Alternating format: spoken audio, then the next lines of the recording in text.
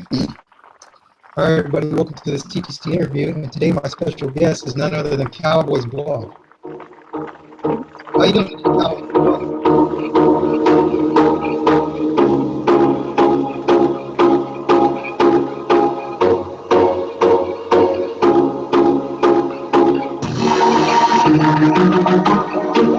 All right, I'm sorry. I had to play with you there, man. You had to make an entrance. Yeah, I had to make my grand introduction, because your views are gonna go up by 10. Yeah, probably. But let's get to the questions now. So the first All right. question I've got for you is, if the TTC wasn't around, what type of videos do you think you'd be making? Well, I probably wouldn't be making the trash talking videos that I make now. Well, maybe I would, because when I originally entered into the TTC part of it, I was actually making kind of blog videos, I guess, about the Cowboys. I was making videos because I was a big fan, and so I was talking about the team, and I wanted to be able to put the thoughts on video, and then I started noticing other fans from other fan bases were commenting and talking about what I was saying. And so this one guy came on, and I know, like, everything he said, I was like, I know statistically all of those things that you just said are wrong. So I looked him up, and then I came back and basically threw it in his face. And then that was the moment at which I found out about the TTC, because Halen88 approached me and said, "Hey, man, you want to, join the CNS and be in the TTC?" I didn't know what that was at the time, and so if there was no TTC, I probably would still be giving people shit on video, regardless. It's just when I see ignorant things, my first idea is to make fun of it. So that's what I do. Yeah, you were like pretty much the earliest vid makers in the TTC, if I'm not correct. I was, the first few years that I was in the TTC, there's probably a lot of the old guys probably would not remember me from back then because, my videos were fewer and far between.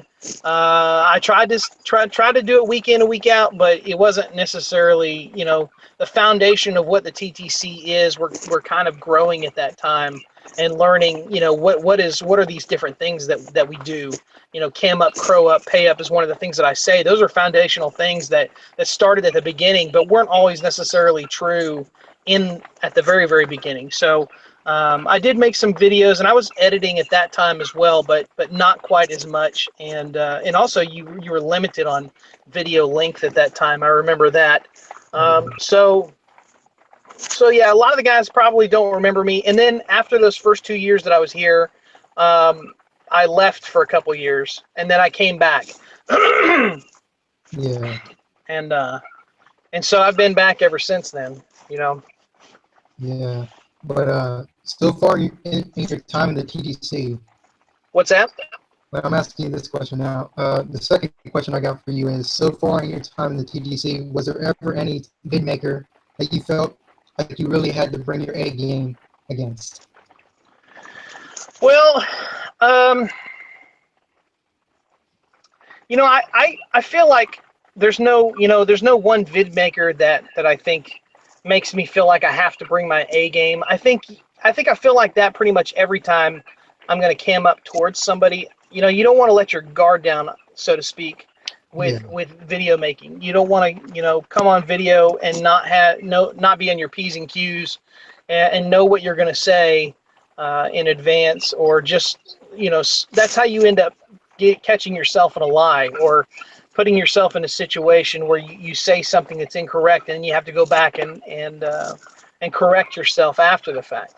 So I would say, I go through a process when I think about what I'm going to say. Sometimes I have some thoughts I really want to put down, and I just decide, I'm just not going to do it today. And I've actually, a couple of videos lately, there have been things that I've thought about putting on video. I just said, it's not worth my time to put in the effort to do it, So you pick your spots. But as far as an individual video maker, I think one video maker that I did spend extra time on last year was probably Bad Dog. Yeah. At the very beginning of the season when he first cammed up. I made a couple videos before the first 8 week or before the first game, and then he made a video giving me shit for the stuff that I'd said. So I took the time to go ahead and chop up his video and make a joke of it. And I thought a lot of people took that very receptively well. But that's not necessarily something that's easy to put together. You know, it's a very time-consuming process to go through and chop up somebody's video and then go in and also put in my 2 cents at the same time. So, you know, that's one notable thing that happened last year, I think. But really, I go through that process with just about everybody that I came up against. Yeah. But the next question I got is, do you feel the TTC has changed over the years, or do you feel that it has always been this way? There's a pattern to the TTC that always kind of stays the same. I think there's a lot of misinformation and there's a lot of hearsay every year because you get new guys. And every year you're going to get new guys. And every year it seems to grow a little bit more. Those new faces, and so those guys coming in are trying to learn how we do things, as the old guys are sitting here pointing out the same things every season. That's why I made like my little folder on my profile that says like TTC 101 videos. Those are just kind of videos that are things that we've learned over the course of this time in the TTC. That are things that we kind of adhere to. It's not really rules. Everybody says, well, you're saying there's rules, CowboysBlog. I don't really say there's rules. There's guidelines. There's things that we kind of adhere to. And if you don't follow those guidelines, then typically we give you shit, or somebody's going to give you shit. You're going to look stupid like an idiot one way or the other, you know. But I'm pretty sure, like, the way it's been the same, it's probably been like, because I'm pretty sure there's been flagging even before when the TTC first. Oh, man, flags have been around forever. And you know, and I think there was another thing for, like, the flagging used to be a lot easier back in the day. People could just flag left and right, and now it's a lot harder, from what I understand. The you know, I think the one thing that bothers me about flagging is not that somebody flags a video. I think the thing that frustrates me most is that without having any information, someone just automatically assumes that it's somebody, and very well could be that person, but it could be somebody else that purposely wants you to think that it's that person that did it. And most of the time, I think it's probably that's the case. It's probably not the person they think it is. And so that you know, if you get a video flagged, you know, you take your lumps and move on and do the next thing. I've had videos flagged before, and so you go through it, and that's just part of YouTube. It's just something you got to live with. And yeah, it's been around since the beginning. Yeah, I feel like that the flagging though is basically like them flagging the video because they don't like the person, or they just don't like what they said about their team or something like that. Like it could be, but you know, when Gravy was around doing videos, he would flag people's videos left and right, and he would do it for the purpose of making you get mad at somebody else. So that's why I say, like, it's not necessarily the person that you think it is, you know. Yeah. And so, now, unless we get to a point where YouTube says, here, we're going to tell you exactly who flagged your video. I think that would be a great thing for YouTube to do, but they never will, because they're not going to give you the chance to accuse somebody else, you know? Yeah. But yeah, that's pretty much how the TTC has been through the years. But yeah. Next question is, what player are you not so high on that you drafted this year? I don't know. I mean, I wasn't, you know, everybody was hopped up about getting Ezekiel Elliott, and I'm not saying that he's not going to be a good player.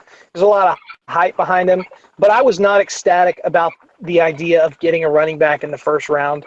Mm-hmm. And one of the things that the Cowboys have done really well in previous years until this year was that they have been trading down in the draft, getting more draft picks, and I think that they've done well with that.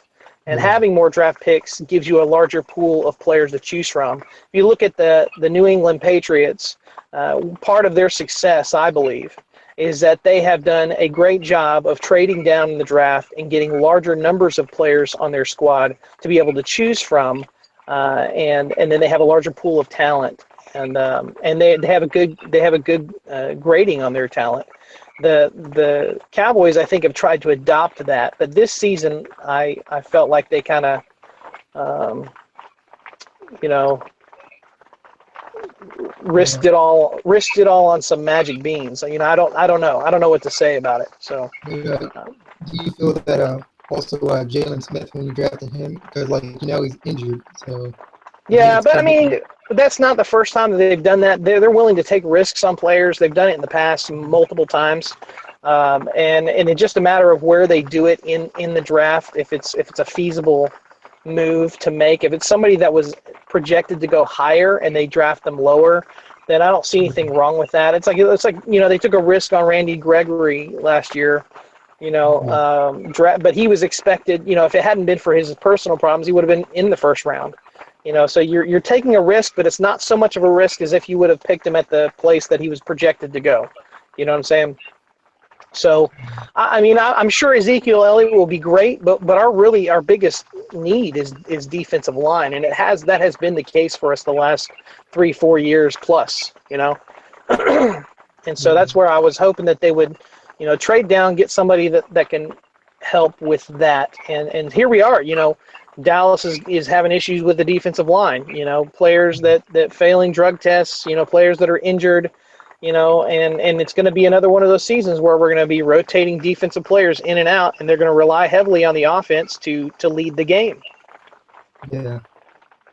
But on to my next question. I'm sure most people in the TTC know this if they haven't seen the videos, but some probably don't. But what was the reason you turned down a record deal, and do you have any regrets about it? Oh, man. So this was a very, very long time ago. But when I graduated, when I got out of high school, I went to college in Nashville. I went to school there for a year to study music.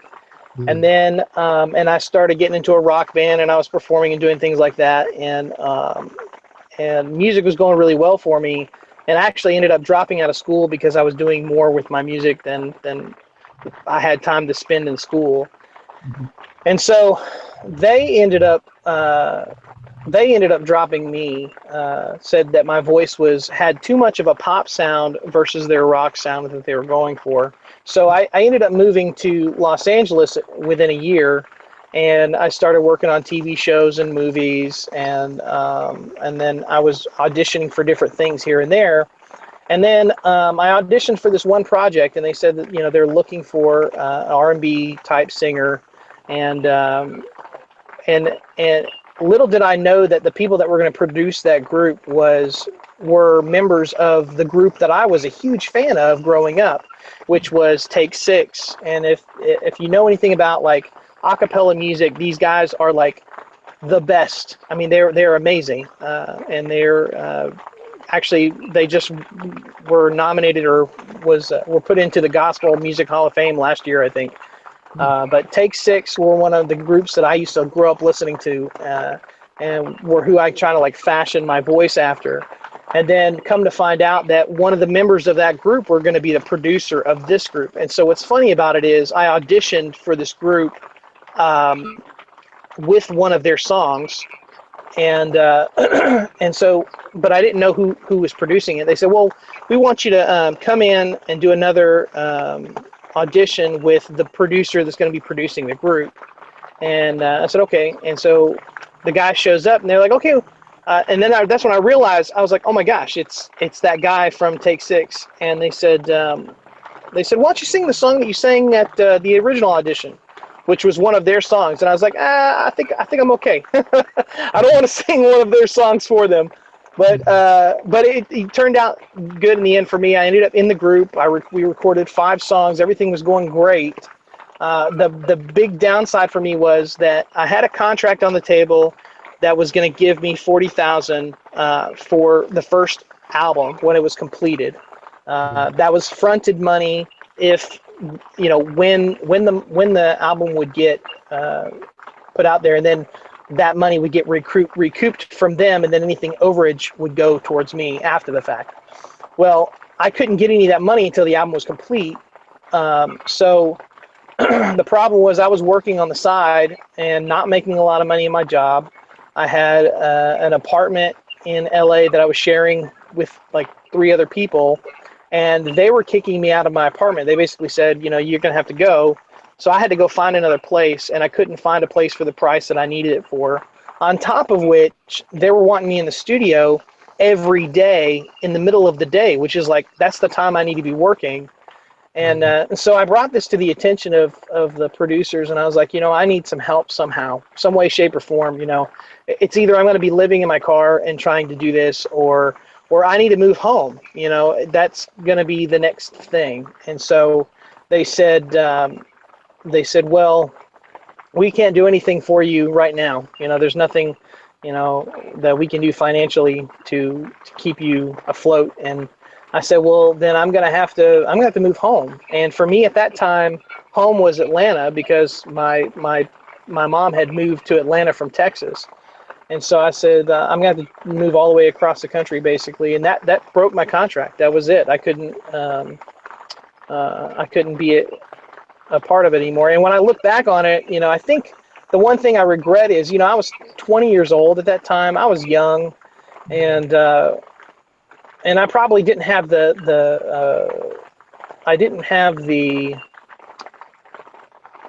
what's the word, mental strength, I guess, to be able to do the things that I needed to do to be able to stay there, I guess. I don't know. But I think the thing I regret is not powering through it and sticking it out and finding ways to stick around, because, you know, and then that was that moment when I finally moved home, and then I realized, you know, I just threw away the biggest opportunity in my life, like the biggest contract. You know, I could have been at something big at that moment. And it may not have been, but you don't get situations like that just thrown in your lap every day. And so, I regret that, you know, but 3 months later, I ended up joining the Army, and I've been in the Army ever since, and I've loved it. I love my job. I have the best job that there is. So. Mhm. But on to my next question. In your opinion, as a fan, who is the worst head coach you had? Say it again. I said, in your opinion, as a fan, who was the worst head coach you had? That we've had in the Cowboys? Yeah. Dave Campo. Any good reasons? Yeah, because they lost a lot. It's pretty simple-minded answer right there. Yeah.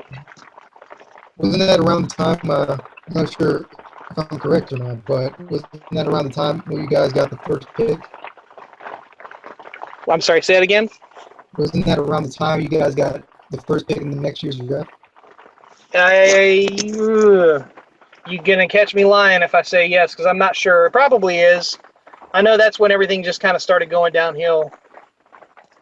So I'm not sure. I think that Troy Aikman got drafted in 1989. yeah. So maybe that's around the age, because he probably did coach around the 80s, I'm sure. Because You're talking about when okay, hold on. You're throwing me off here. Dave Campo coached the Cowboys in the late 90s, early 2000s, I believe. See, it was 90, see, 96, 97, yeah, somewhere around in that time frame. And it was when the Cowboys just kind of started going downhill. And now I think he's still on the staff as an assistant coach, but yeah, as a head coach, he was terrible, god awful. So he was the head coach around the time Troy Aikman was ending his career. I'd have to look up that information, because I can't, it's hard for me to remember every little detail. I want to say that he was still on the team at that time, that Aikman was still there, but I may be wrong about that. Yeah. But on to my next question. What player that your team drafted do you think was the biggest bust in your team's history? Say that again. What player that your team drafted do you think was the biggest bust in your team's history? The biggest plus on the team this year? No, I said the player you drafted in the draft, in any time in the Cowboys' history, do you feel was the biggest bust of all time? The biggest bust of all time Yeah. for the Cowboys. Yeah. Ooh.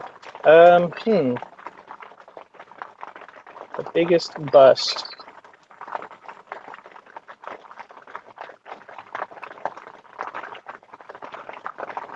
I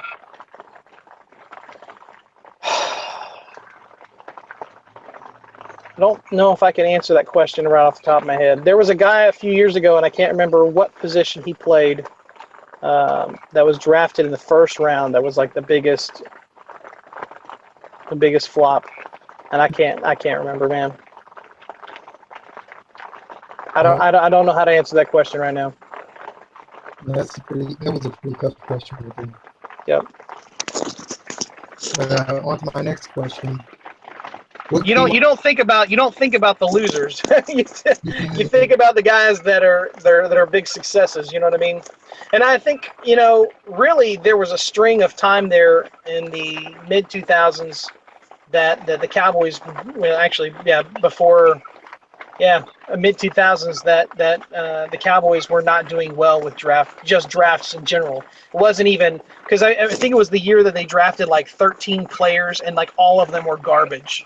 You know, that's the type of stuff that I remember. It's not so much an individual player as it is like an entire draft. I remember a few years ago when they drafted Morris Claiborne, and to me, everybody thought it was the greatest thing. Even I, thought it was going to be a great thing for us. And in my opinion, that was not necessarily a great draft, trading up to get him. Yeah. But next question I got is, what game on the Cowboys schedule do you feel is going to be a trap game? A trap game. I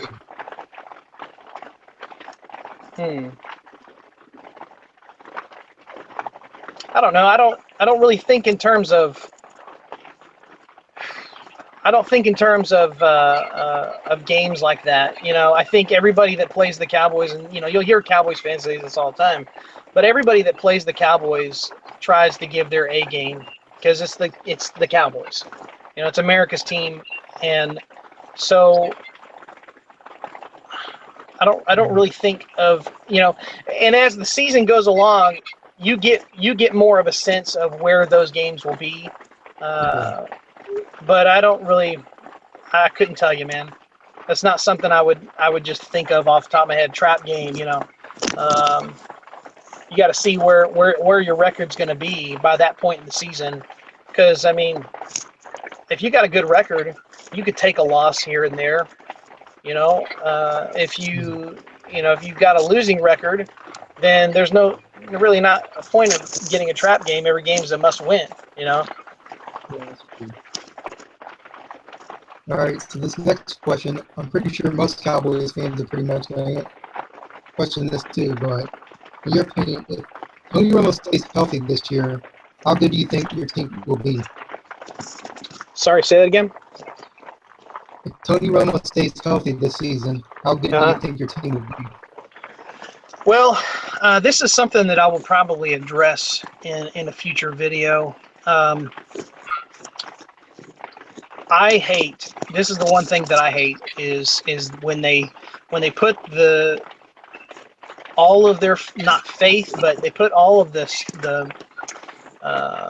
weight on the offense to win games, and that's what I feel is going to happen again this season. And they may pull through and do amazing, but I hate that our defense really haven't done a lot to fix the defense this season. And so that's a concern, and it's a real concern when you have Jerry Jones even admit to that's he said it in an interview just recently that's something of a concern. And Jerry Jones is a guy that hypes up things all the time. And when he's down on that, then that's a problem. I think we're going to struggle defensively throughout the season, and we're going to have to rely on the offense. We're going to have to hope that new running back does an amazing job, and that the Cowboys offense does great. But I will say this: the Cowboys, and this has been historical for the last few years at least, that the Cowboys don't necessarily prepare games against their entire list of season games. They prepare for division games, and if you look at it, the Cowboys have been at the very least 3-3 every season the last 4 years in a row. And they've never been below 500, and that's saying something when you look at a team that just only won 4 games out of 12 last year. That means 3 of those games were against division teams in the NFC East. So I think we'll be competitive against our NFC East rivals. We always will be. In fact, we'll probably have the edge on most of those games. But the games that I worry more about are the games that are not in our division, not the NFC East games, because those are the ones that are going to make or break whether we have a good record and a bad record. So I don't know. So to answer your original question, we'll see. Maybe I'll have a better sense the closer we get to week 1. But in the TTC, it seems like the only games that really matter are the NFC East games anyways. So I'd say what everybody wants to hear is the trash between Giants, Eagles, Redskins, and Cowboys fans. And so that's what you're going to get from me, and that's what you're going to get from all of us in the NFC East. But as far as like the season, I mean, as long as we got a better record than 8-8, I think we'll do fine. Yeah. But getting down to the final question before we wrap this interview up. I'm sorry, say it again.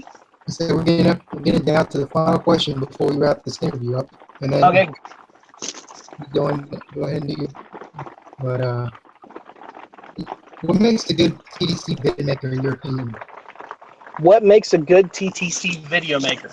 Yes. Is that what you just asked? Yeah, in your own opinion, what do you think? Okay. Well, I kind of addressed that a little bit in my video that I made this morning. Someone that is bland and just does the same thing over and over again, if all they do is cam up, they better have some good shit talk. They better be good at the gab, because if they're not, they're going to be garbage. If they don't have something extra to entice people to watch, then they're always going to have, very few people watching. And when I say very few people watching, this isn't about, the TTC isn't about getting your views and getting your subs. That's something that Cop Pizzle would say, and that's bullshit. Nobody's here nobody's coming here just to watch the TTC. I mean, there may be a few people out there that do that, but this isn't like we're getting thousands of people out here to watch just the TTC. Your main intent is to get the audience that you need, which is the people within the TTC, to have a dialogue with you. That's what their main goal is to do. Is so when you make a video, you want people to watch it all the way through that are in the TTC. And if you're not getting that, then you're failing. You're not doing what you need to do as a video maker. And so mixing that up is important. If you're not good at the gab, then at least have some editing skills. If you don't have, if you're not great at that or either one, just play around with what you do. I make all kinds of videos. I'll make a video like this morning. It's just me sitting in my car talking on video, whereas I may take somebody else's video and chop it up, or I may make my entire, typical, intro / AWOL Nation song with me talking over top of it. I mix it up quite a bit, to keep people entertained, because I think that's a main part of it too. This is fun. You know, this is we talk about this is trash talk. We're here to trash talk with each other, but there's an element of entertainment. If you don't feel like you can go back to your videos from like 2 and 3 years ago and watch them through because it entertains you yourself, then you're doing something wrong. You know, I go back, you know, I sometimes I like just reminiscing, and I'll go back and watch some of my videos. It's like why I made my video a couple videos ago where it's like the top 10 videos that I edit, videos that I personally enjoy watching, because I'll go back and I'll watch some of those things. And I think they're funny, and I think that's the main part. It's all on an individual basis. It's personal to you. This is your channel, so you know you do what you need to do. You know, if you're satisfied with just getting a few people in the TTC to watch your videos, then you know more power to you. That's what you want to do. But I think if you want to get a larger audience and you want to get dialogue going and you want guys within the TTC to battle with you, then you've got to mix it up. You've got to do different things to make it good. Yeah. Well, that was pretty flat on. Pretty good question, right? Pretty good answer to the question. But, it's a pleasure interviewing you. Is there any other thing you want to do before we wrap this up? No, I mean, I can't think of anything else that's worth mentioning, unless you got some other questions for me, man. That's good, but don't you want to do your little, since you did your little intro, don't you want to do your outro? We're out of here, man. Oh, yeah.